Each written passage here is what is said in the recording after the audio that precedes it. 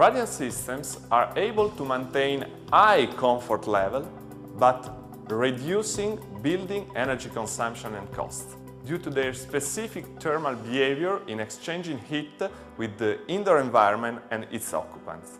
In fact, traditional HVAC systems are characterized by opposite functioning principle with respect to radiant systems. HVAC terminal devices are located in a specific point of a room, and high temperature water is supplied in winter, around 70–80 degrees for radiators, and low temperature in summer, around 7 degrees for fan coils. Moreover, they exchange heat mainly through convection with the room air, while the radiant exchange is very limited. On the contrary, radiant systems operate by water temperature near the room temperature and mainly by radiant heat exchange, allowing a perfect thermal balance of the human body.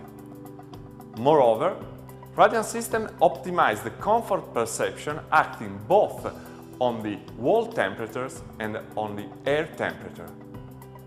Thanks to this mechanism, high thermal comfort can be provided with lower air temperature. As a consequence, high comfort level with low energy consumptions.